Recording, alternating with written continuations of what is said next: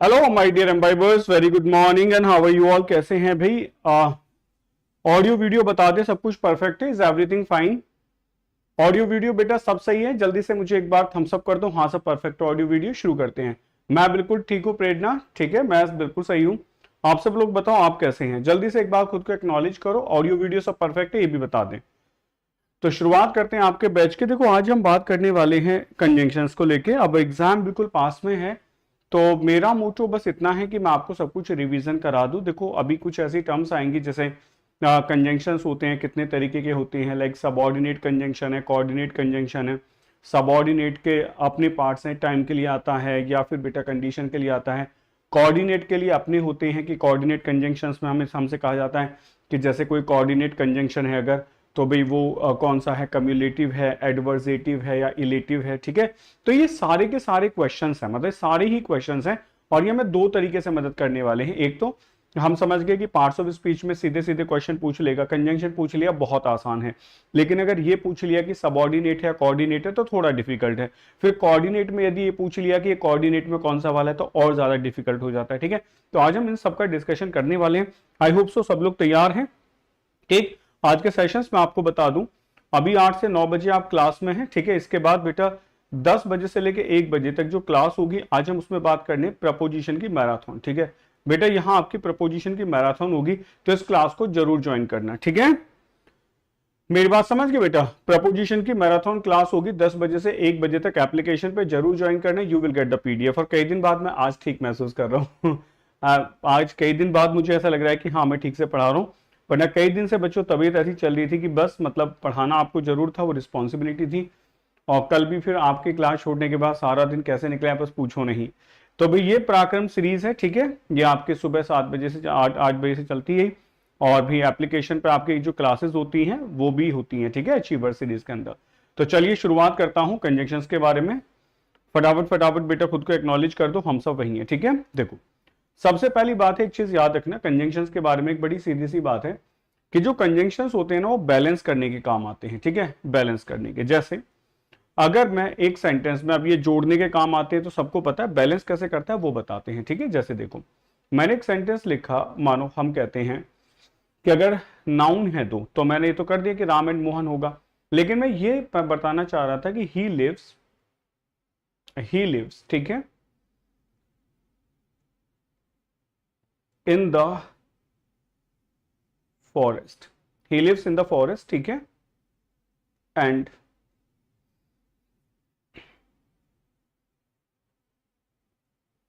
Works for us, ठीक।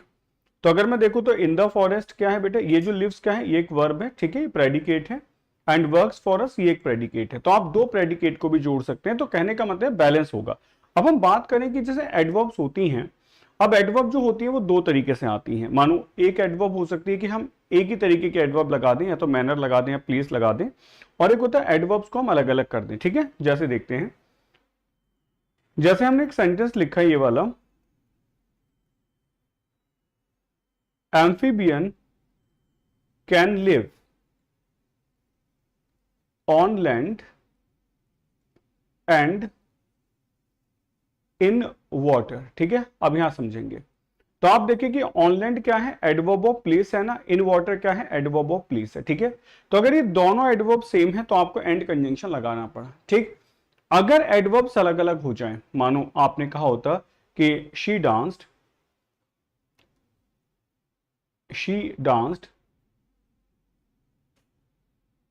एक minute,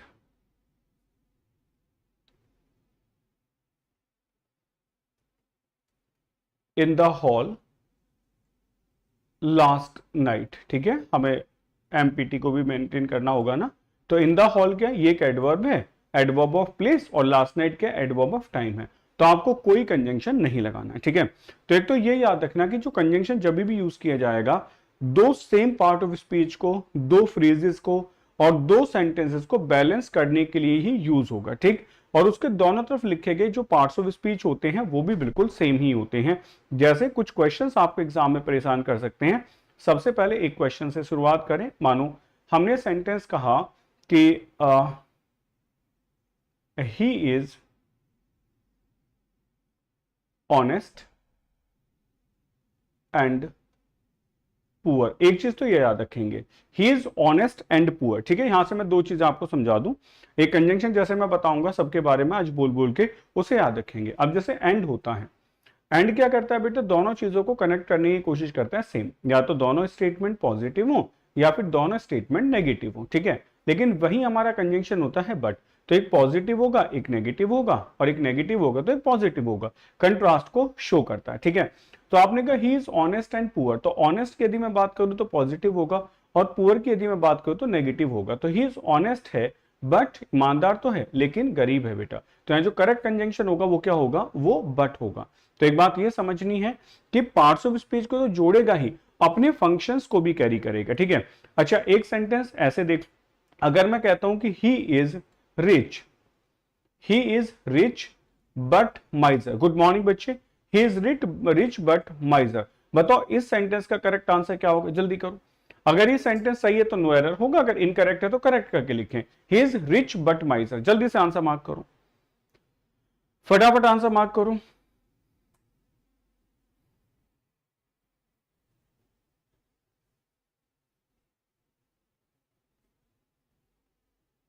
good morning, good morning, good morning. ठीक है, देखो अगर मैं आपसे पूछूं कि यहां ये जो पार्ट्स ऑफ स्पीच लिखा गया रिच का, ये पार्ट्स ऑफ स्पीच क्या होगा, तो आप कहेंगे सर ये तो एडजेक्टिव होगा। माइजर क्या होगा बेटा, नाउन होगा। तो करेक्ट आंसर क्या होगा, it should be miserly, it should be miserly. अब जो बच्चे कह रहे हैं अमाइजर, वो क्वेश्चन बेटा गलत हो जाएगा, क्योंकि आप एक नाउन को एक एडजेक्टिव के साथ कंजंक्शन से कनेक्ट नहीं कर सकते। बात समझ गए, अमाइजर नहीं होगा, सिर्फ माइजरली होगा। अमाइजर नहीं होगा, सिर्फ माइजरली होगा। ठीक है, चलो एक क्वेश्चन और ट्राई करता हूं। मैं आपको जो समझाना चाह रहा हूं वो ये है कि देखो जो चीजें अभी आप देखेंगे बहुत जल्दी से, उसमें क्या क्या चीजें आपको ध्यान रखनी है। ठीक है, जैसे मैंने कहा Mohan my friend plays well I know. ठीक है, ये सेंटेंस है Mohan my friend plays well I know. ठीक है, ये सेंटेंस करेक्ट है या इनकरेक्ट है? Sir we can write this, he is rich but he did not help him. हाँ बेटा, फिर तो आप लिख सकते हो he is rich but he did not help him. ठीक है, वो अमीर है बट उसने उसकी मदद नहीं की। तो वो अमीर है, वो प्रेजेंट में भी हो सकता है, लेकिन मदद ना करिए, पास्ट का इंसिडेंट हो सकता है। ठीक है, तो Mohan my friend plays well I know. ठीक है, आंसर बताओ क्या ये सेंटेंस सही है गलत है? करो बेटा क्वेश्चन।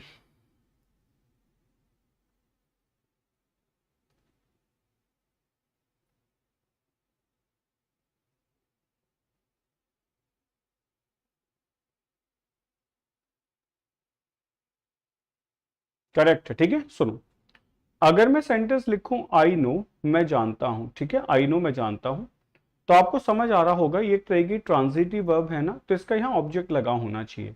तो क्या क्या हो सकता है बेटा, आई नो दैट, मैं ये जानता हूं। आई नो दिस, मुझे ये भी पता है।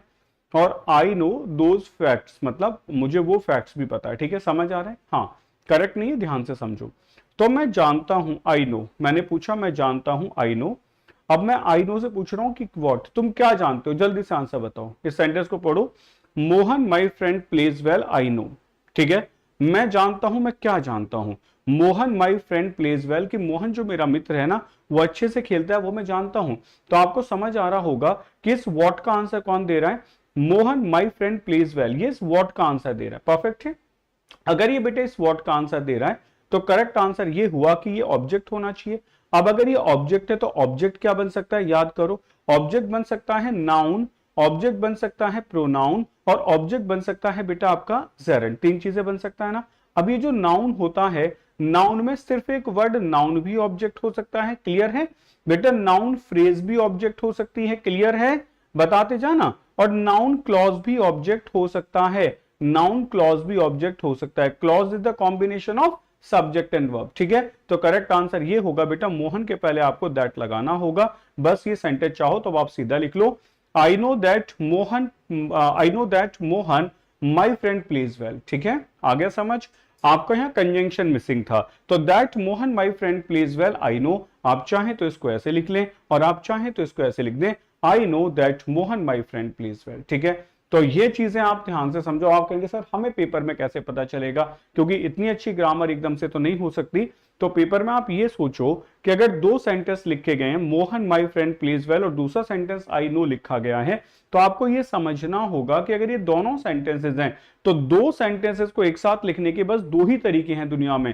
पहला, उन दोनों के बीच में फुल स्टॉप होना चाहिए, दूसरा उन दोनों के बीच में कंजंक्शन होना चाहिए। आगे मेरी बात समझ, या तो फुल स्टॉप होना चाहिए या फिर कंजंक्शन होना चाहिए। ठीक है, तो ये तो आपको समझ आया होगा कि हाँ ये कंजंक्शन है, तो कंजंक्शन है तो सबऑर्डिनेट क्लॉज बनेगी, और दैट कहां लगाना होगा ये मैंने सिखाया। तो कुछ बातें ये हैं बेटा कंजंक्शन से रिलेटेड। चलिए बढ़ते हैं आगे और चीजें सीखते हैं, समझो बेटा।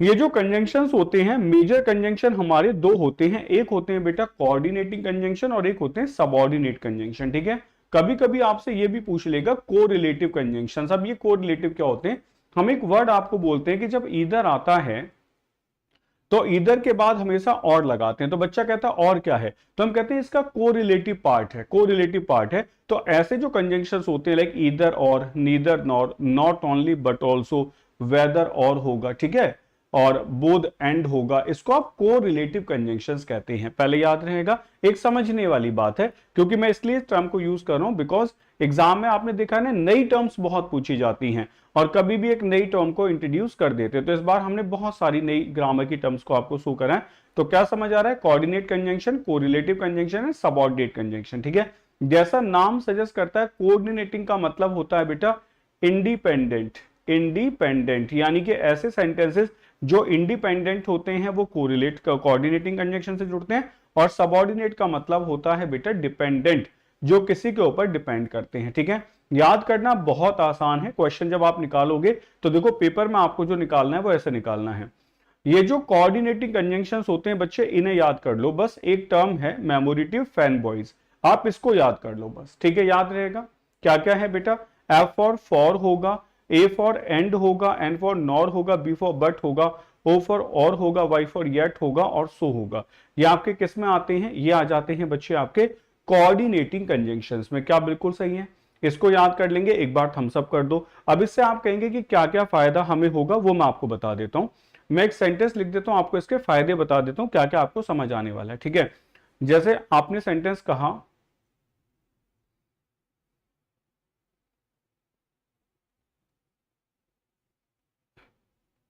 माई फ्रेंड ऑर्गेनाइज्ड अ पार्टी, ध्यान से सुनना बेटा, and his friends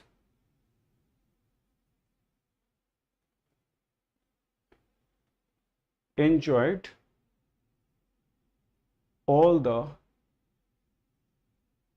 events there। ठीक है, ये दो सेंटेंस है। अब जो जो मैं बता रहा हूं ध्यान से सुन लो, आपको क्या क्या पूछा जा सकता है वो समझ लो।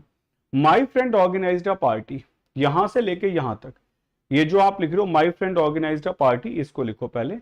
अगर ये पूछे ये क्या है तो आप बताएंगे ये हमारी प्रिंसिपल क्लॉज है। ठीक है, मैक्सिमम क्वेश्चन यही है जो अभी लिख रहा हूं। ठीक है, एंड क्या है, एंड आपका कंजंक्शन होगा। अगर आप इस सेंटेंस में से एंड हटा के या फुल स्टॉप लगा दे तो सेंटेंस के मीनिंग पे कोई फर्क नहीं पड़ेगा।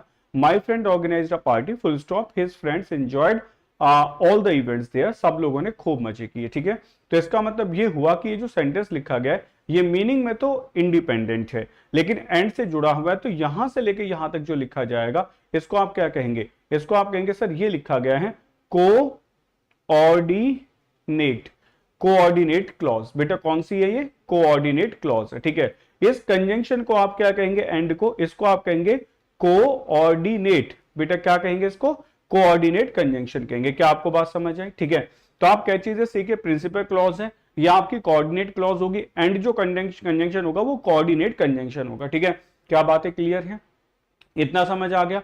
अब कोई पूछ सकता है कि ये जो लिखा गया है पूरा का पूरा ये स्ट्रक्चर कौन सा है, तो बेटा याद रखें जो स्ट्रक्चर कोऑर्डिनेट कंजंक्शन से लिखा जाता है वो हमेशा कौन से होते हैं, इसको आप कह सकते हैं ये कंपाउंड सेंटेंस है। कैसा है बेटा, ये कंपाउंड सेंटेंस, ये कंपाउंड स्ट्रक्चर है, तो ये आपका कंपाउंड सेंटेंस होगा। ठीक, तो अब आप ये समझो, पहले कोऑर्डिनेट से एक ऐसे सबऑर्डिनेट से समझा देंगे तो उसमें क्या क्या होगा वो आपको क्लियर हो जाएगा।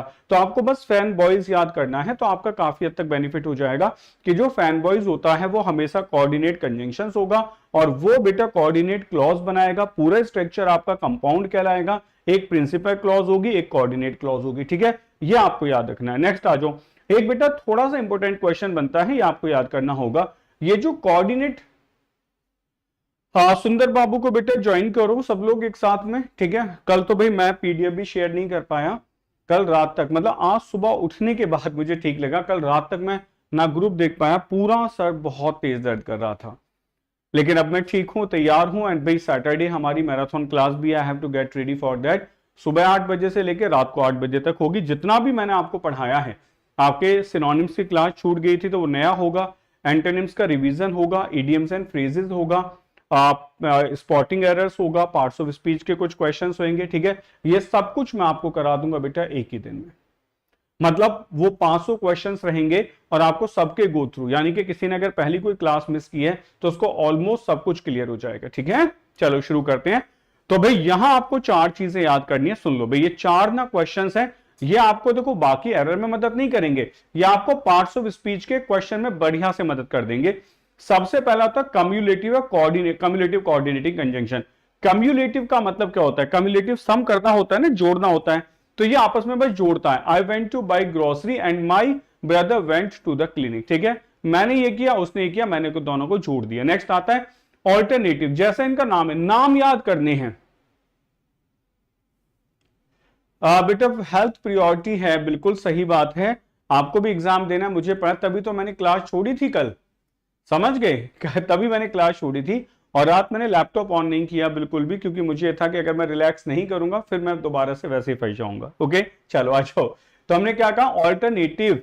बेटा ऑल्टरनेटिव क्या होता है? जैसे और आपने लगा दिया, ठीक है, this one and that one, तो ऑल्टरनेटिव कोऑर्डिनेटिव कंजंक्शन बेटा कौन से होते हैं? जो इसको ऑल्टरनेट कर देते हैं। तो ये नाम याद कर लो चारों, क्योंकि ये नाम आपसे क्वेश्चन पेपर में पूछे जा सकते हैं। नेक्स्ट आता है बेटा एडवर्जेटिव। एडवर्जेटिव क्या होता है? जब आप एडवर्स बताते हो, जैसे आपने कहा कि this type of conjunction is used to denote contrasting ideas, contrast होगा, जैसे आपने कहा बट का यूज करते हैं, आपने लिखा we finally reach the restaurant but we were not hungry any more, अब पहुंच तो गए लेकिन भूख तो लगी नहीं रही थी, अब तक भूख खत्म हो गई। तो कहने का मतलब है कंट्रास्ट आइडिया, आदमी रेस्टोरेंट जाता है खाना खाने के लिए लेकिन अब भूख खत्म हो चुकी है, तो अपोजिट होगा। आपने कहा बेटा Lata was sick yet she went to work, मतलब बीमार है फिर भी चलेगी, ठीक है, तो यह आपका एडवर्जेटिव होगा। और इलेटिव वर्ड का मतलब होता है इन्फरेंस, यानी कि रीजनिंग लगाना।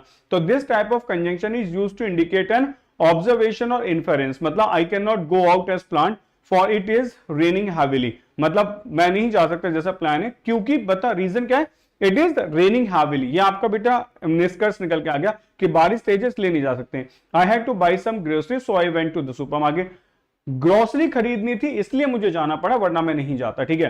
तो इन्फरेंस आपको निकालना होता है। तो 4 तरीके बेटा याद कर लेंगे, कम्युलेटिव होगा, ठीक है, एडवर्जेटिव होगा, इलेटिव होगा और ऑल्टरनेटिव होगा, ठीक है, ऑल्टरनेटिव लाइक इधर और होगा। ओके चलो आगे बात करते हैं, ठीक है। ये सेंटेंस मैंने लिखे हैं, ये आप कितने भी लिख सकते हैं, इसमें आप कोई बड़ी बात नहीं है। सबऑर्डिनेटेड कंजंक्शन को कैसे समझना है इसको समझ लो बेटा एक बार। कुछ मैं यूजेस आपको बता दूंगा, उन क्वेश्चंस को आप जरूर देख लेना, वहां से बेटा क्वेश्चंस मिलेगा। सबऑर्डिनेट कंजंक्शन कैसे होता है? जैसे एक तो हम कंडीशनल सेंटेंस लिख देते हैं जो आप हमेशा पढ़ते हो, जैसे सेंटेंस कहा गया इफ यू विल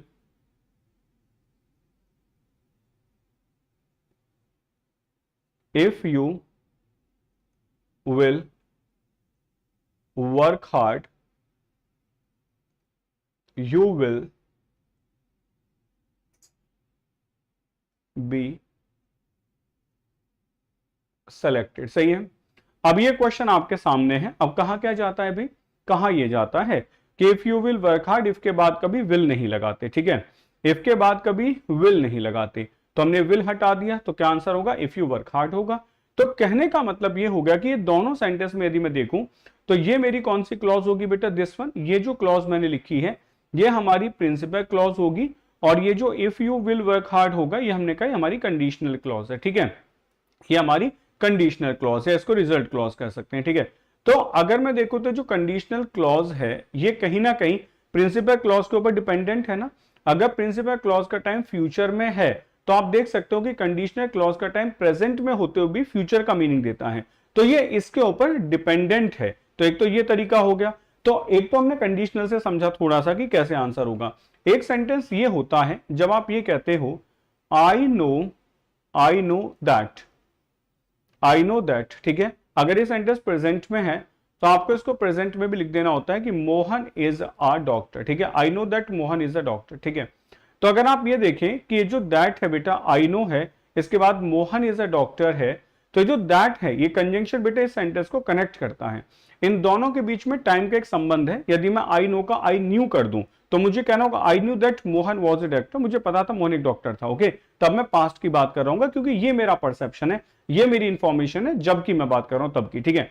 तो ये कहीं ना कहीं बेटा टाइम के साथ डिपेंडेंट है, तो ये क्या कहलाती है, ये आपके सबऑर्डिनेट क्लॉज कहलाती है। तो ये अपने मीनिंग को क्लियर करने के लिए प्रिंसिपल क्लॉज के ऊपर डिपेंडेंट है, चाहे तो वो टाइम का कॉन्सेप्ट हो या फिर उसके अंदर छुपा हुआ कोई प्रोनाउन हो। जैसे अगर आप रिलेटिव प्रोनाउन का सेंटेंस लिखें, आपने कहा I know Mohan, I know Mohan, ठीक है, और आपने सेंटेंस लिखा बेटा हु प्लेज वेल, तो अब आप इसमें भी आप सेंटेंस देख सकते हैं कि यदि मैं पूछूं हु प्लेज वेल क्या है तो आप कहेंगे मोहन ही तो है। अगर मैं आपसे ये आई नो मोहन को हटा के हु प्लेज वेल आपसे पूछूं कौन अच्छा खेलता है तो आपने कैसे पता नहीं कौन खेलता है, किसकी बात करो, लेकिन मोहन से आपको पता चल रहा है कि मैं हु में मोहन की बात कर रहा हूं।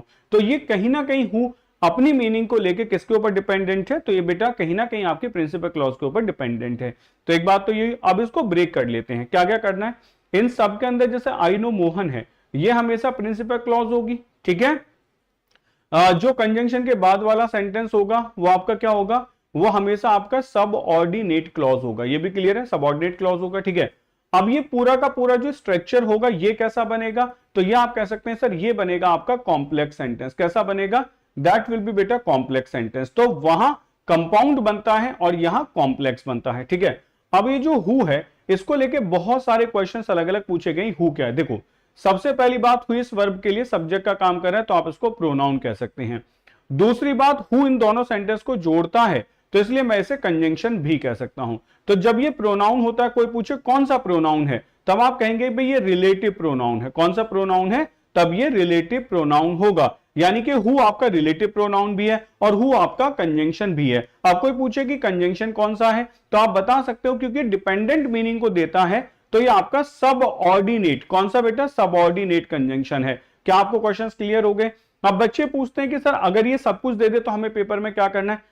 पहली बात तो ऐसा क्वेश्चन नहीं दिया जाता। देखो सबसे पहली बात ये, जब मुझे इतना सब कुछ आता है तो एग्जामिनर को बड़े सिलेक्टेड लिमिटेड क्वेश्चंस बनाने हैं, वो ऐसा नहीं करते हैं। फिर भी अगर हु के लिए पूछा जाए कि हु क्या होगा, कंजंक्शन होगा, रिलेटिव प्रोनाउन होगा, या कंजंक्शन होगा या प्रोनाउन होगा, तो मैं आपसे कहूंगा तब आप उसको प्रोनाउन मार्क करके आएंगे, क्योंकि इसका डोमिनेंट फीचर ये कि हु एक रिलेटिव प्रोनाउन होता है, ये किसी वर्ब के सब्जेक्ट को लेके काम कर रहा है। इसका सेकेंडरी आइडिया ये है कि ये सेंटेंसेस को जोड़ रहा है, इसलिए कंजंक्शन भी है। मेरी बात समझ गए।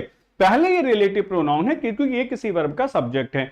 दूसरा आइडिया ये है कि ये कंजंक्शन भी है, तो कंजंक्शन को आप सेकेंडरी रखेंगे। तो पहला क्वेश्चन तो ये है कि एग्जामिनर ऐसा नहीं पूछेगा, अगर पूछ सकता है तो जो डोमिनेंट फीचर है उसको मार्क करके आ जाएंगे। ठीक, मेरी बात समझ गए। ऐसा नहीं होता है कि एग्जाम में ऐसे क्वेश्चंस नहीं आते, बेटा आते हैं, और ऐसी गड़बड़ हमेशा होती है। आप सब देख रहे हो, सिंस वाला क्वेश्चन आप सबको याद है कि हमेशा वो एडवर्ब आंसर दिया जाता है जबकि वो प्रपोजिशन है। ठीक है, आ गया समझ। चलो आगे बात करते हैं। तो यहां तक क्लियर। तो देखो सबऑर्डिनेट कंजंक्शंस क्या होते हैं, ये ज्वाइन करते हैं एक दूसरे सेंटेंसेस को।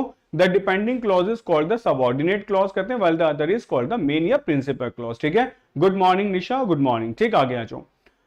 अब देखो सबऑर्डिनेट जो आपके कंजंक्शंस होते हैं बेटा, ये कुछ नहीं है। अब आप ही सोचो, अगर हम फैन बॉयज को छोड़ दें तो बाकी जितने भी कंजंक्शंस होते हैं वो सारे के सारे सबऑर्डिनेट कंजंक्शंस होते हैं, लेकिन सबऑर्डिनेट कंजंक्शन अलग अलग हो जाते हैं। जैसे कुछ टाइम के हैं, अब एज सून एज है, व्हेन है। ठीक है, अब आप एक बात बताओ, ये क्यों याद करना जरूरी है।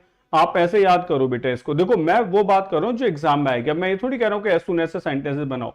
एज सून एज है आपका, व्हेन है, ठीक है, और आपका बाय द टाइम है। याद आ रहा है कुछ कुछ। ठीक, इन सब के साथ क्या रूल लगता है, हमको याद आ गया। इन सबके साथ रूल लगता है कि इन सबके पहले यदि प्रेजेंट आ जाए, ठीक है, तो बाद वाला सेंटेंस भी किसका होगा, प्रेजेंट का होगा। ये क्वेश्चन बनता है बेटा। इनके साथ यदि पास्ट आ जाए तो बाद वाला सेंटेंस किसका होगा, पास्ट का होगा। और इन सबके पहले यदि फ्यूचर आ जाए तो इनके बाद कभी फ्यूचर नहीं आता है बेटा, क्या लगेगा, प्रेजेंट लगेगा। अब ये बात मैंने ब्रॉडली लिखी है, माइन्यूटली यदि जाएंगे तो ये डिस्कस करना होता है कि कब कौन सा पास्ट लगेगा, कब पास्ट परफेक्ट लगेगा और कब पास्ट नहीं। जैसे अगर मैं बात करूं यहां वाइल की, ठीक है, वाइल की, तो वाइल भी बेटा टाइम कंजंक्शन है, लेकिन वाइल हमें पता है तब आता है जब हम चीजों को कैसे करते हैं बेटा, जब हम चीजों को मतलब कॉन्टिन्यूअस सेंस में यूज कर रहे होते हैं। तो ये क्वेश्चन बन जाता है, ठीक है। जैसे आपने कहा कि he will have completed his work by the time Mohan comes, ठीक है, जब तक मोहन आएगा तब तक वो काम खत्म कर लेगा। तो ये आपके कुछ रूल्स हैं। अब व्हेन के साथ में परफेक्ट भी बन जाता है और पास्ट इंडेफिनिट बन जाता है। परफेक्ट कब बनता है, जब दोनों काम आगे पीछे होते हो। जैसे कहा कि when he came here I had completed my homework, जब वो यहाँ आया तो मैं अपना काम खत्म कर चुका था, यानी कि काम पहले हो गया, वो बाद में आया, ठीक है। और जैसे आपने कहा when I opened the window a gust of air came in, भाई जैसे मैंने विंडो खोली एक हवा का झोंका आ गया। अब यहाँ तो टाइम कंज्यूम नहीं हुआ ना, आगे पीछे काम हुए ही नहीं, कॉन्सिक्वेंट एक्शन है कि आपने एक मतलब कोई कॉज थी, आपने दरवाजा खोला, रिजल्ट आ गया, एकदम से बेटा झोंका अंदर आ गया। तो ये सारी बातें आपने पहले पढ़ रखी होंगी। अब मैं ये कहूं कि इनको दोबारा सीखो, अभी समझो, मैं समझा देता हूं, तो मैं नहीं समझा पाऊंगा क्योंकि अभी एक ही क्लास में सारे कंजंक्शंस आपको दिखाने हैं, ठीक है। तो टाइम हो गया, नेक्स्ट आ जाओ। कॉज एंड रीजन के कंजंक्शंस होते हैं, सिंस है, बिकॉज है, एज है, नाउ है, ठीक है। सिंस यू आर अनवेल, भाई क्या होगा, आई विल क्लीन द रूम। आप कॉज एंड रीजन बता रहे हो कि तुम जो है भाई बीमार हो, तो I will clean the room, मैं रूम साफ कर दूंगा, ठीक है। You can go first as you are the oldest, क्या भाई कॉज एंड रीजन है, कारण बता रहे हैं कि तुम जो है ओल्डेस्ट हो इसलिए तुम पहले जा सकते हो। तो ये सब आपको समझने हैं। अब जैसे बिकॉज है, हमें याद आ गया कि बिकॉज कंजंक्शन है, लेकिन तभी हम कह सकते हैं कि जो बिकॉज ऑफ होता है ये तो बेटा प्रीपोजिशन होता है, ठीक है। ये सब याद करने वाली ही बातें हैं। नेक्स्ट आ जाओ, नेक्स्ट है बेटा पर्पस होता है, in order that, so that और लेस्ट होता है। अब इसमें क्या याद करें, हम सबको याद है कि सो दैट के बाद हम मे या माइट लगाते हैं, सो दैट के बाद हम मे या माइट लगाते हैं, और लेस्ट के बाद हम हमेशा शुड लगाते हैं। लेस्ट के बाद कभी भी नॉट नहीं आता। ये क्वेश्चन हमारे बन जाएंगे जब हम एग्जाम में बैठे होंगे, समझ गए। अब अगर आप एग्जाम से पहले पढ़ रहे होते, 1-2 महीने पहले, तो मैं आपसे कहता सेंटेंसेस लिख लिख के दिखाओ फटाफट से इनसे, और मैं आपके सेंटेंसेस करेक्ट कर देता। लेकिन अभी का समय यह है कि बस याद करो। तो he held my hand lest I should fall, भाई पकड़ लो कहीं ऐसा ना हो कि मैं फेल हो जाऊं, पर्पस बता रहे हैं। I will go by car so that, ताकि आई कैन टेक मोर लगे, इस तो बेटा कैन नहीं आएगा, it should be may and might होगा। कैन भी लगा देते हैं बट मेन रूल बेटा सो दैट के बाद मे और माइट आता है, ठीक है। नेक्स्ट आ जाओ, नेक्स्ट बात करते हैं। रिजल्ट ऑफ कॉन्सिक्वेंसेस क्या होगा, भाई कुछ किया है उसका रिजल्ट बना दो। He was so tired that he could hardly open the his eyes होगा, ठीक है, माइट भी आ सकता है। और it was such a long and difficult task that I was completely exhausted, ठीक है। अच्छा मैं यहां बेटा एक क्वेश्चन, जब ये सो और एज की बातें चल रही है ना, सो दैट की, मैं एक चीज आपको समझा दूं, उसे सुन लो बेटा। देखो एक तो ये होता है सो दैट, एक साथ आता है सो दैट, ठीक है, इसे याद कर लेना। ये जो सो दैट होता है ये तो एक कंजंक्शन होता है, हमें पता है, ठीक है। एक सेंटेंस होता है ना, दिस क्वेश्चन, इसे समझेंगे बेटा। This question is too difficult to solve, याद आ रहा है कुछ, removal of adverb too, this question is too difficult to solve, ठीक है। तो इस सेंटेंस को ऐसे लिखा जाता है, this question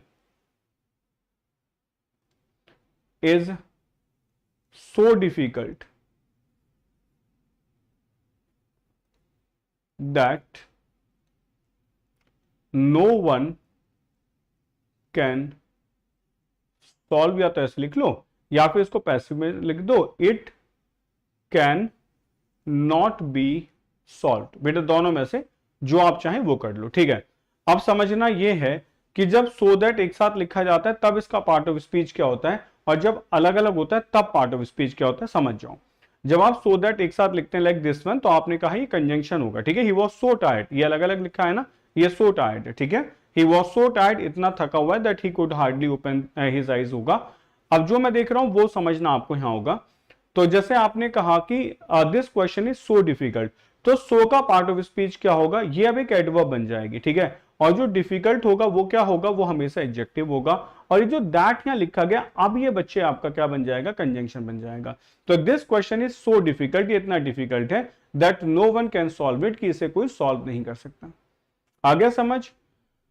this question is so difficult that बेटा that can not be, so difficult that it can not be solve. बेटा आपका एक कंजंक्शन मिसिंग है, this question is so difficult, ठीक है। अगर आप यहां देखें तो आपने लिखा Suraj that can not be solve, तो जो डिफिकल्ट है उसके लिए तो दैट रिलेटिव को प्रोनाउन आएगा नहीं, ठीक, क्योंकि वो एडजेक्टिव है। तो दैट क्या होगा, कंजंक्शन होगा। अगर ये कंजंक्शन है तो इसके सामने एक प्रोनाउन लगाओ, यानी कि कैन का सब्जेक्ट तो मिसिंग है ना, या तो आपका कंजंक्शन मिसिंग है या फिर कैन का सब्जेक्ट मिसिंग है। सूरज सिंह समझ गए, एक चीज आपको लगानी पड़ेगी, इसलिए सेंटेंस आपका हो गया गलत। ओके, तो ये क्या होगा, ये तो होगा बेटा आपका एडवर्ब और ये होगा आपका कंजंक्शन। तो this question is so difficult that no one can solve it, या it can not be solve, आपको ऐसे लिखना होगा। आ गया समझ? अब सूरज क्लियर हो गया। तो ये बच्चे एक क्वेश्चन बनता है, तो इसमें याद रखना कि सो दैट एक साथ लिखा जाए तो उसके बाद मे और माइट आएगा, वो आपका एक कंजंक्शन होगा, और अलग अलग लिखा जाए तो बेटा इसको आपको ऐसे एक्सप्लेन करना होगा। ठीक है, क्लियर हुआ? ओके, चलो नेक्स्ट बात करते हैं, नेक्स्ट आ जाओ। नेक्स्ट क्वेश्चन है बेटा कंडीशनल। अब देखो ये जो कंडीशनल सेंटेंसेस होते हैं, मैं एक कहूंगा कंडीशन नहीं है, आपको समझना होगा कंडीशनल सेंटेंसेस। अब ये जो कंडीशनल सेंटेंसेस हैं मैंने कई बार आपको पढ़ाए हैं, एक मैंने आपको शॉर्ट वीडियो भी दी थी करने के लिए 15-20 मिनट वाली, ठीक है, कि उससे आप देख लो, एनिमेटेड वीडियो है। तो कहने का मतलब है कंडीशनल को भी अच्छे से पढ़ लेना, बिकॉज आपको 1 से 2 क्वेश्चन कंडीशनल के पूरे पेपर में जरूर मिल जाएंगे, और 120 में से यदि 1 से 2 क्वेश्चन मिल जाए तो बहुत बड़ी बात होती है। और बाकी आपका पार्ट ऑफ स्पीच में वो कुछ भी पूछ ही सकता है, तो उसके लिए आपको तैयार रहना होगा। लेकिन कंडीशनल के स्पॉटिंग एरर्स और फिलर्स दोनों जगह आपको क्वेश्चन मिल सकता है, तो बी रेडी फॉर दैट, उसके लिए आप पूरी तरीके से तैयार हैं। ठीक है, नेक्स्ट आ जाओ। कंसेशन बेटा दो एंड ऑल दो होता है। कंसेशन का मतलब होता है कि भाई मानो किसी चीज को स्टॉप करने के लिए, चलो मैं तुम्हारी बात मान लेता हूं, ठीक है, ग्रांट कर लेना, मान लेना। I enjoyed her song though it is not quite as good as her last one. ठीक, समझ गए? आई एंजॉयड हर सॉन्ग, मैंने उसको सॉन्ग को एंजॉय किया, दो यद्यपि it is not quite as good as last one, कि वो इतना अच्छा नहीं था जितना लास्ट वाला। हमको एक बात और पता होनी चाहिए जो हमारे पेपर में पूछा जाता है, दो एंड ऑल दो के बाद हम हमेशा येट लगाते हैं। बिल्कुल क्लियर है? दो एंड ऑल दो के बाद हम येट लगाते हैं या फिर हम कॉमा लगाते हैं। इसके बाद बेटा कोई भी कंजंक्शन नहीं आ सकता। जैसे कुछ बुक्स में ये लिखा हुआ है कि इसके बाद बट नहीं आ सकता, कुछ में लिखा है इसके बाद एंड नहीं आ सकता। तो आप ये समझ लें कि इनके बाद कोई भी कंजंक्शन नहीं आ सकता है एक्सेप्ट येट।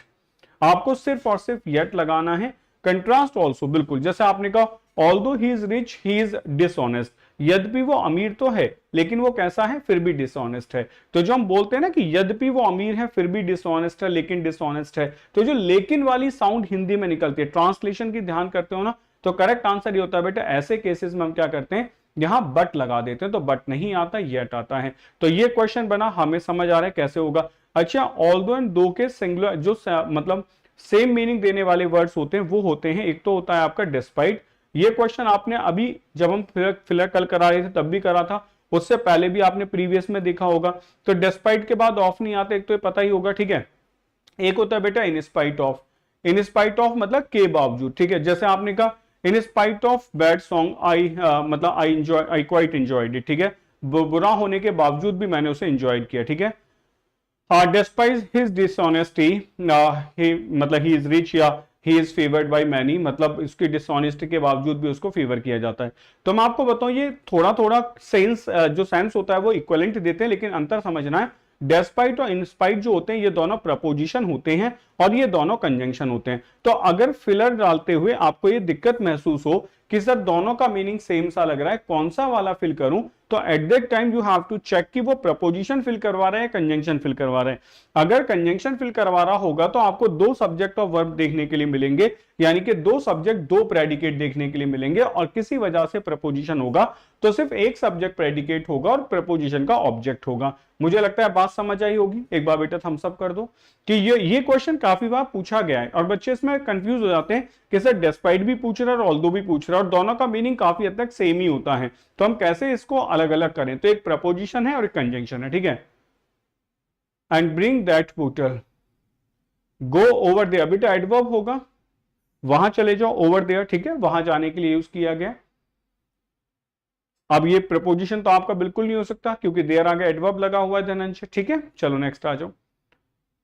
नेक्स्ट हम बात करें,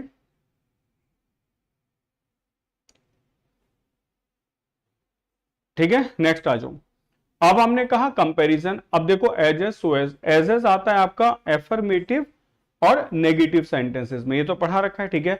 और सो एज आता है आपका नेगेटिव सेंटेंसेस में, ये कभी भी बेटा एफर्मेटिव सेंटेंसेस में नहीं आते, इसको याद करेंगे, ठीक। इससे आगे हमने कहा देन कंपैरिजन के लिए यूज होता है।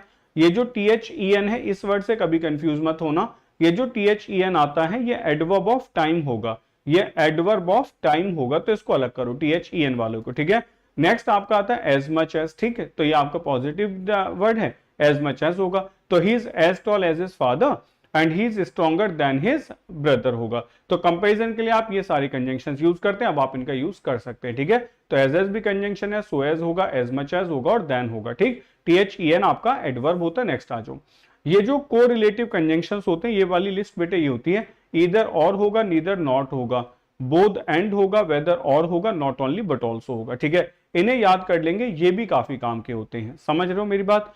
ये को रिलेटिव कहलाते हैं क्योंकि इनका जो सेकंड पार्ट होता है वो सेम होता है। अच्छा एक और बात है इसमें को रिलेटिव कंजंक्शन में कि बेटा ये हमेशा सेम पार्ट्स ऑफ स्पीच के साथ लिखे जाते हैं, ठीक है। ये हमेशा सेम पार्ट ऑफ स्पीच के साथ लगाते हैं। जैसे आपने कहा, एक तो क्वेश्चन ऐसे पूछेगा आपसे, both Ram as well as his friend, both Ram as well as his friend, okay, played well। एक तो बच्चे ये पूछेगा आपसे, ठीक, both Ram as well as his friend played well, ठीक है। तो आपको समझ आ गया होगा कि बोध के बाद हमेशा, अब मैं आपसे भाई साथ के साथ आंसर देते रहा करो, बिकॉज इतना टाइम नहीं है कि मैं आपको ये टाइम दूं कि भी करके बताओ क्या आंसर होगा, ठीक है। वो समय बिल्कुल नहीं है, साथ के साथ आंसर देते रहो अपनी खुशी से, ठीक है। तो एज वेल एज नहीं आएगा, एंड आएगा। देखो ये तो नॉर्मल सी लाइफ हो गई, ऐसा हो सकता है। अब इस क्वेश्चन को ना बहुत सारी तरीके से पूछा जा सकता है, दो तरीके मैं बता देता हूं, ध्यान से देखना। एक सेंटेंस ऐसे पूछ सकता है वो आपसे, both Ram as well as his friends या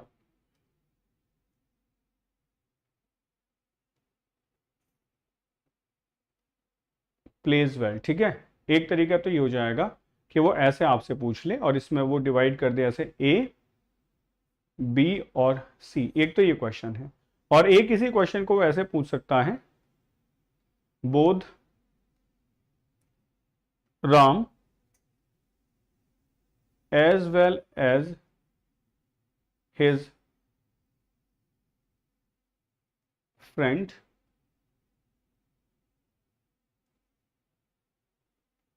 accomplished his task, ठीक है।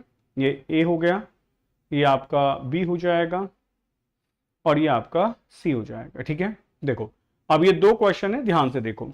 अगर हम नॉर्मल सी बात करें तो बोध के बाद हमेशा एंड आता है, ये हम सबको पता है, लेकिन इस क्वेश्चन को देखते हैं। Both Ram as well as his friend plays well, verb कैसी आ गई बेटा, सिंगुलर आ गई।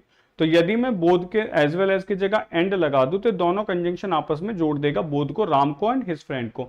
और ऐसे केस में वर्ब कैसी होगी, प्लूरल होगी, ठीक है।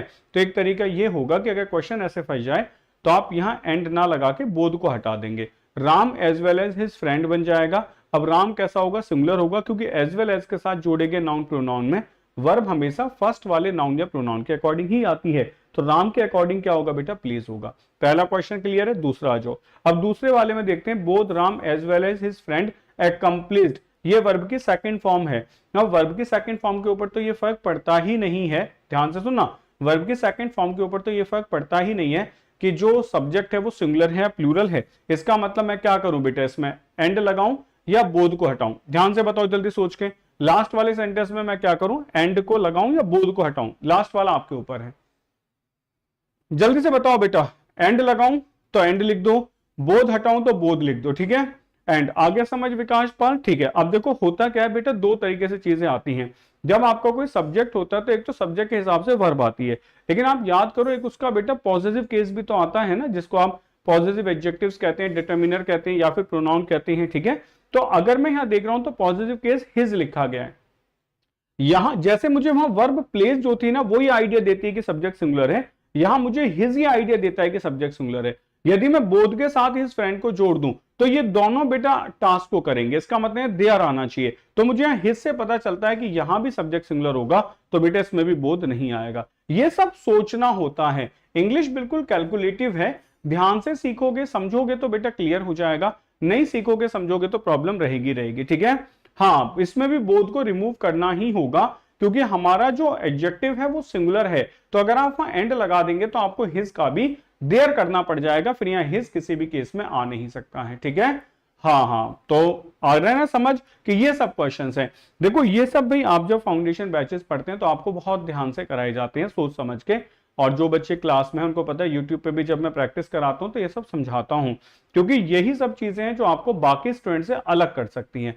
देखो बुक्स में क्या है ना, रटाया गया है, सिर्फ ये लिखा गया है बुक्स के हिसाब से यूनिवर्सल है कि बोध के बाद हमेशा एंड आएगा, ठीक। उन्होंने रूल बता दिया, रूल एकदम सही है, लेकिन उसका इंप्लीमेंटेशन जो होगा वो बहुत अलग अलग तरीके से हो सकता है। तो ये हमें सीखना है कि हम उसको कैसे यूज करें, तो यही मैं आपको बता रहा हूं, ठीक है।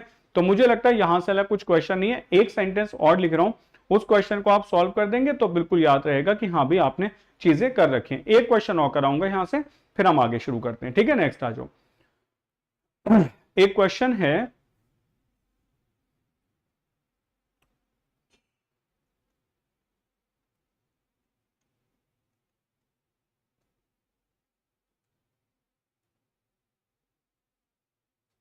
neither Mohan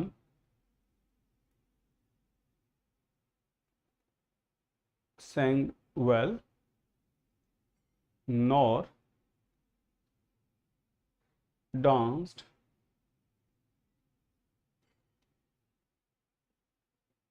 ब्यूटीफुली, ठीक है। Neither Mohan सैंग well nor danced beautifully. अब मैं इसको अंडरलाइन कर लेता हूं यहां तक बेटा, ठीक। अब आपको बताना है कि इसके ऑप्शंस में आपको लिखूंगा। पहला ऑप्शन है बेटा मोहन नीदर sang, B,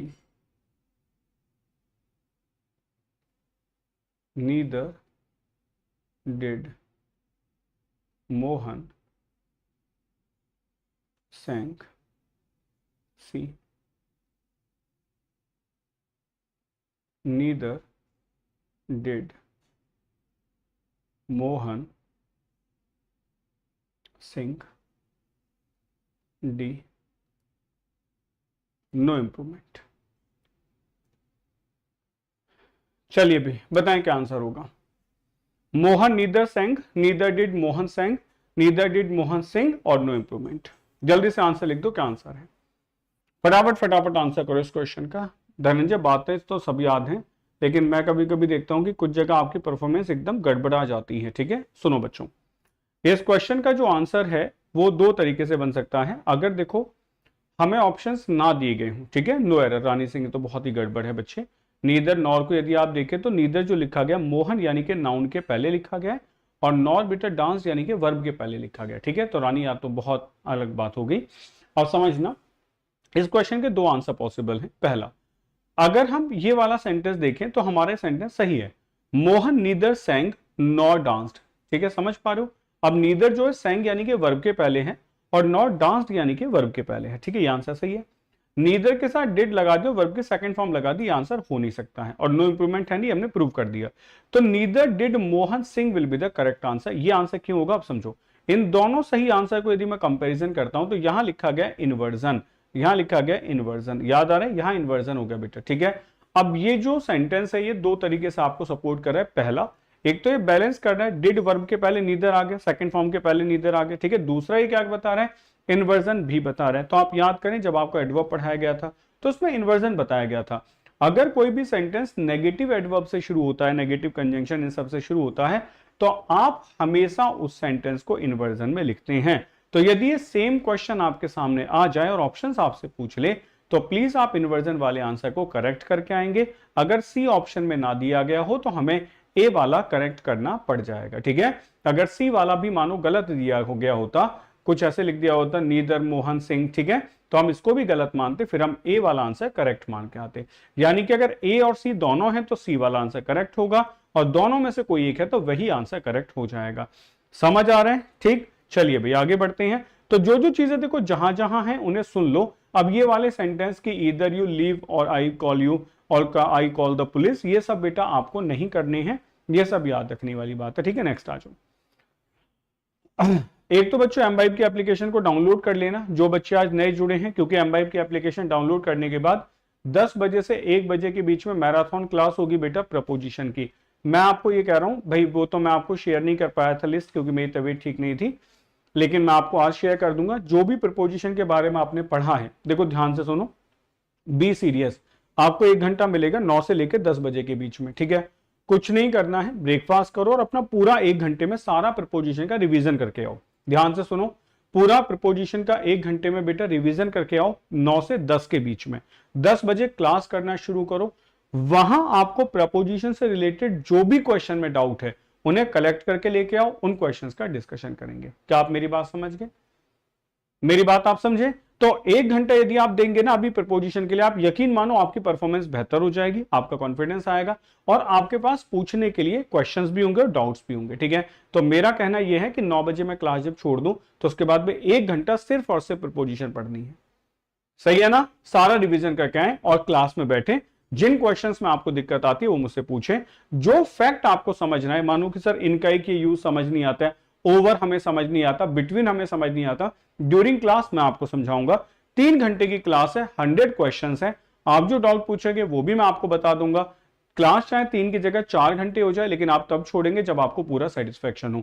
मैं इसलिए प्रपोजिशन पे जोर डाल रहा हूं क्योंकि हम सबको पता है कि सीडीएस में एक पूरा सेक्शन बन के आएगा प्रपोजिशंस का, और वो जो प्रपोजिशन का सेक्शन बन के आएगा बेटा वो 10 क्वेश्चन का आएगा। ऐसा नहीं है कि 2 क्वेश्चन 4 क्वेश्चन या 5 आने वाले, ठीक। तो भाई थोड़ी मेहनत करना, 1 घंटे पूरा प्रपोजिशन को देना है और तब क्लास आना है, ठीक है। मैं भी आपकी नॉलेज टेस्ट करता रहूंगा। अब ये नीदर नॉर ये सब एग्जांपल्स आप पढ़ लें, क्योंकि ये मैं आपको पीडीएफ शेयर कर दूंगा और ये सब आपने पढ़ा हुआ होता है। मैं तो बस सारे टॉपिक्स के साथ में वो पढ़ा रहा हूं जहां से क्वेश्चन हमारा आ जाता है, ठीक है। अब नॉट ओनली बट ऑल्सो हमें पता है सेम क्वालिटी के साथ आता है, लेकिन मेन क्वेश्चन कहां से आता है वो हमें पता है, ठीक है।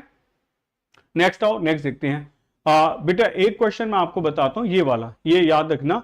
आप बस ये याद कर लो बेटा, इफ के बाद और दैट के बाद, ठीक है, दोनों में से कोई भी आ जाए, इनके बाद कभी और नहीं आता। ये क्वेश्चन आप नोट कर लेंगे।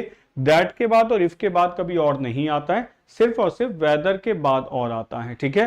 दैट और वेदर और होता है। यही नरेशन में भी डिफरेंस है कि जब आपसे कहा जाता है, जब किसी इंटेरोगेटिव सेंटेंस को आप हेल्पिंग वर्ब से शुरू करते हैं तो उसका कंजंक्शन इफ और वेदर होता है, तब आप वहां बता सकते हैं कि जो वेदर होता है वो और के साथ आता है और जो इफ है वो कहीं भी लगाया जा सकता है, ठीक है। वेदर सिर्फ और के साथ आता है। क्लियर है? ये आपको याद करना है। तो I am unable to think whether to write it or type it, लिखूं या ना लिखूं या टाइप करूं, ये मेरे ऊपर है, ठीक है। नेक्स्ट आ जाओ।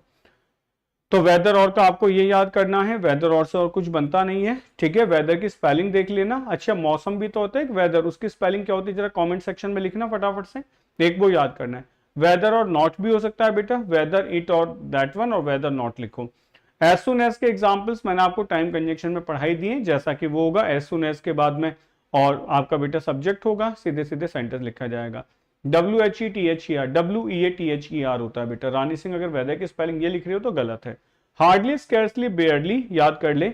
ये वाले कंजंक्शंस आपको कराए जा चुके, ये मैंने आपको इन्वर्जन में पढ़ा दिया था कि इनके साथ बेटा हमेशा इन्वर्जन बनेगा, हेड आएगा, या वैन आ सकता है, वैन के साथ साथ बेटा यहाँ बिफोर भी आ सकता है। तो आप जो चाहें वो लगा दे, वैन या बिफोर, ठीक है, दोनों आ सकते हैं। यहां कभी भी THEN नहीं आएगा और यहां कभी भी THEN नहीं आएगा, इनको कट कर देते हैं। नेक्स्ट आ जाओ। नेक्स्ट हम बात करते हैं ऑल्टरनेटिव यूजेस में, इससे अलग हटाओ। नेक्स्ट आते हैं बेटा, लेस्ट के बाद शुड आता है, ये मैंने आपको बता दिया। सो दैट के बाद मे माइट होगा। ऑल्दो के बाद बेटा येट या कॉमा आता है, बाकी कोई कंजंक्शन नहीं आता, ये हम आपको बता चुके हैं। नो सूनर के बाद देन आता है। यहाँ समझने वाली बात यह है कि इस देन के साथ THEN कभी नहीं आएगा, ठीक है। यहां कभी बिफोर नहीं आएगा और यहां कभी वैन नहीं आएगा। अगर आप इन सारी टर्म्स को अच्छे से याद करके चले जाएं, ध्यान से सुनना, अगर आप इन सारी टर्म्स को अच्छे से याद करके चले जाएं तो आपको बेनिफिट होगा कि अगर मानो पूरे पेपर में 5 क्वेश्चन भी इन टर्म से डायरेक्ट रिलेटेड आ गए तो आपका टाइम सेव हो जाएगा और आपका कॉन्फिडेंस बढ़ जाएगा कि 5 क्वेश्चन 100% करेक्ट है। समझ पा रहे हो? तो it is negative of as soon as का नेगेटिव होता है नो सूनर, और नो सूनर के बाद बेटा इन्वर्जन बनता है, ये मैं आपको बता चुका हूं क्योंकि ये भी एक नेगेटिव वर्ड ही है तो इन्वर्जन बनेगा। क्या आप बात समझ रहे हो ना कि इनको याद करके जरूर जाना वरना बेटा फंस जाओगे। ठीक है, नेक्स्ट आ जाओ। बट है बेटा, बट के यूजेस 3 होते हैं, मैं यहां लिख देता हूं और एक क्वेश्चन आपसे पूछूंगा, देखूंगा कितनों को आता है। ठीक है, पहले समझ लो बेटा बट है, बट के 3 यूजेस मैंने आपको पढ़ाए थे। सबसे पहले ये प्रपोजिशन होता है, प्रपोजिशन का मतलब होता है एक्सेप्ट इसके सिवाय या एक्सक्लूडिंग इसको छोड़ के।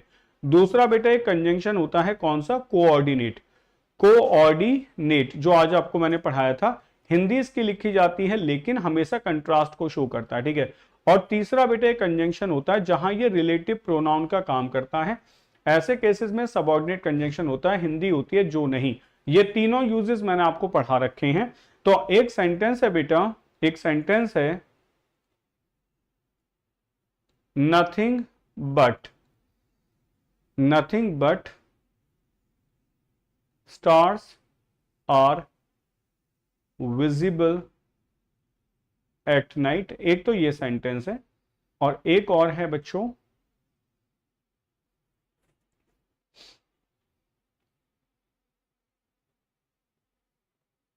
Everyone but she plays well. ये दो सेंटेंस करेक्ट कर दो, जल्दी से करो बच्चे। Nothing but stars are visible at night और everyone but she plays well. हाँ हाँ बिल्कुल, रानी सिंह लिखते चले जाओ, कहीं नोट कर लो इनको और एक बार इनका रिवीजन करना क्योंकि यहां से एक दो क्वेश्चन बेटा मिलने के पूरे चांसेस होते हैं। देखो आप कोई टॉपिक नहीं समझा रहे हैं, अब हम आपको ये बता रहे हैं कहां से क्वेश्चन आ सकते हैं। ठीक है, अब कितने दिन रह गए? ये जो वीक है बेटा नेक्स्ट वाला, ये तो लास्ट ही है, बस नेक्स्ट वीक में 5-6 क्लासेस होंगे, उसके बाद आप जो है एग्जाम के लिए तैयार हो। तो फर्स्ट करेक्ट है, देखो आप समझा देता हूं, nothing but stars are visible at night. कुछ ऐसा लग रहा है नथिंग, ठीक है, बट का मतलब क्या है? बट का मतलब है एक्सेप्ट, बिल्कुल सही है। ठीक है, तो बट का मतलब यदि एक्सेप्ट है तो इसका पार्ट ऑफ स्पीच क्या होगा? प्रपोजिशन होगा। अगर इसका पार्ट ऑफ स्पीच प्रपोजिशन होगा तो जो स्टार्स लिखा गया ये क्या है? ये तो नाउन है। अगर ये नाउन है तो बेटे किस केस में? ऑब्जेक्टिव केस में, और हम सबको पता है कि हर प्रपोजिशन का ऑब्जेक्ट होता है। तो इसका मतलब नथिंग क्या होगा? नथिंग आपका प्रोनाउन होगा जो आपका इंडेफिनिट प्रोनाउन है और ये हमेशा कैसा होता है? सिंगुलर होता है। इसके साथ वर्ब कैसी आती है? सिंगुलर आती है। तो नथिंग का संबंध इससे होगा, आर नहीं आएगा बेटा, is will be the correct answer. आया पहला क्वेश्चन समझ? दिमाग घूम गया बेकार में? तो जब हमने आपको बताया कि जब बट का मतलब एक्सेप्ट होगा तब ये प्रपोजिशन का काम करेगा, आपको ध्यान से समझना होगा। इज आएगा, आर नहीं आएगा। एवरीवन बट शी, एवरीवन क्या है? सब्जेक्ट है, बट क्या है बेटा? एक्सेप्ट, इसको छोड़ दो। अगर मैं इसको छोड़ देता हूं तो क्या बनेगा? प्रपोजिशन बनेगा। हर प्रपोजिशन का ऑब्जेक्ट होता है तो इसका ऑब्जेक्ट बन जाएगा।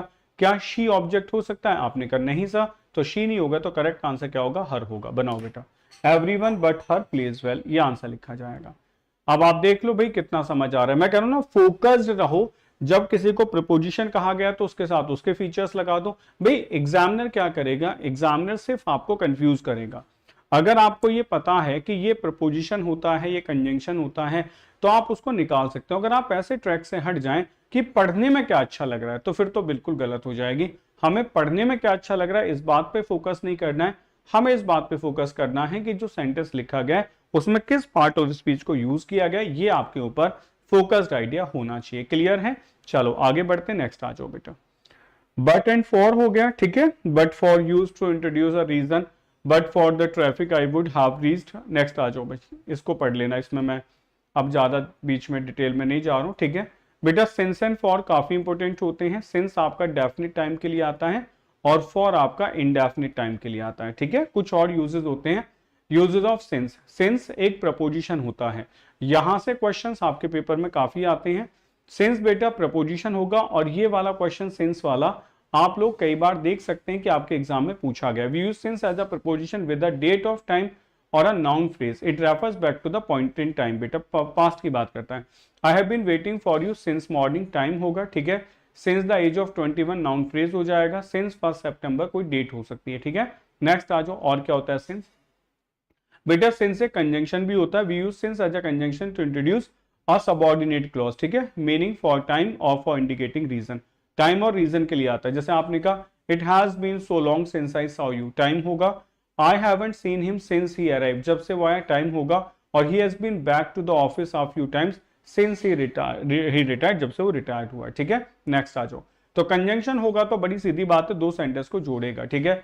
For indicating reason, I had bitter coffee since it was the only beverage available at the shop, कुछ और था ही नहीं जैसा कि, तो मुझे इसी को लेना पड़ा। Since you have finished your work you can go and play with friends, काम खत्म हो गया, जाओ खेल लो, ठीक है, तो रीजन को बता सकता है। Since contestants came on time we can start the game, सब लोग आ गए समय पे तो शुरू कर सकते हैं, ठीक है। नेक्स्ट आ जाओ, यूज ऑफ सिंस, सिंस एक एडवर्ब भी होता है, ठीक है, सिंस एक एडवर्ब भी होता है।